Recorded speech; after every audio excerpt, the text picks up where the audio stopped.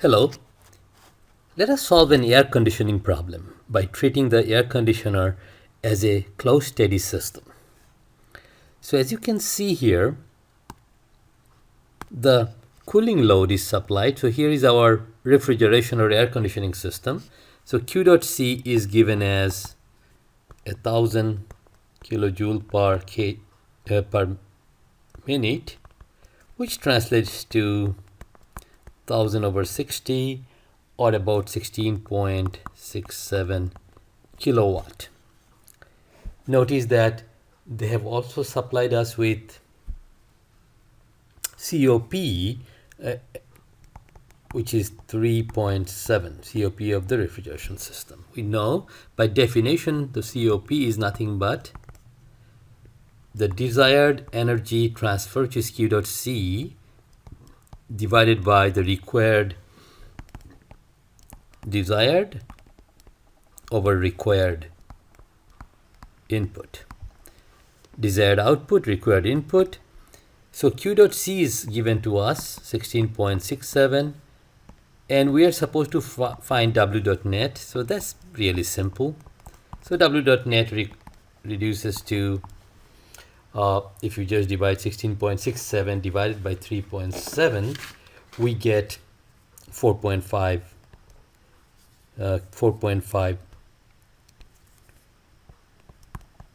kilowatt. So this is the power of the refrigeration system. Now let's see the next part. If the outdoor temperature is 40 degrees Celsius, which means TH is 40 degrees Celsius, and we already are given indoor temperature to be 20 degrees Celsius, we have to find the minimum possible power. In other words, if this refrigeration system becomes a Carnot refrigerator, a reversible refrigeration system, then it will require the minimum power. So let's seek what is the Carnot COP of this refrigeration system. We know COP of a Carnot refrigeration system is given by TC over TH minus TC. And in this problem, TC and TH have been supplied. TC equals 20 degrees Celsius, correct? Which is 293 Kelvin, and TH is 40 degrees Celsius, which turns out to be 40 plus 273, 313 Kelvin. So therefore, the COP is 293 divided by 313 minus 293. So the Carnot COP is a lot bigger number. If you do the calculation, you will see it will be 14.65. So this is a much higher COP. So therefore, if you again use the COP formula, COP equals what? Q dot C over W dot net. And now our COP has gone up quite a bit. Is the maximum possible value right now, because there cannot be any other refrigeration system with a better COP than 14.65. So this is our COP max.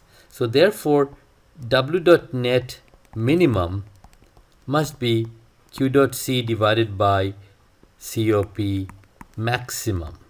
See if that makes sense. For a desired Q dot C, we cannot change that. That's the load on our system. The maximum possible COP is 14.65.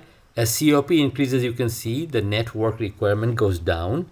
And so therefore, W dot net minimum turns out to be Q dot C, which you already found, 16.67 kilowatt, divided by the maximum COP, 14.65, and that turns out to be approximately 1.14 kilowatt. So this is our minimum possible power that is needed to run this air conditioner.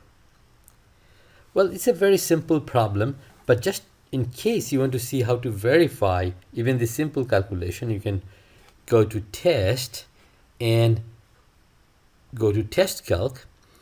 And here we are talking about a system which is closed and not unsteady but steady. See, the refrigeration system is a steady system. So we click there And to launch the test calc, we go to the test calc page. And the last step in Firefox is to click there and allow the plugin, Java plugin, to run.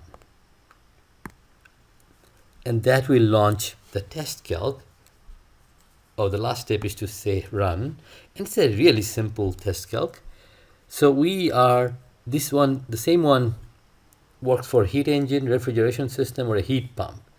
Now we have a refrigerator. Air conditioner is nothing but a refrigerator in this case. So TH in this case is 40 degrees Celsius and TC is 20 degrees Celsius. So just based on that, if I say calculate, you will find the COP of the Carnot COP is 14.65. So that verifies the answer we got. We got COP of 14.652. And what else is given here? Q.C is given to us, which is in kilowatt, or, oh yes, we can even select kilojoule per minute, which is 1000 kilojoule per minute. And now if I click the calculate button, you can see we can find the minimum power requirement right here because it's based on this COP.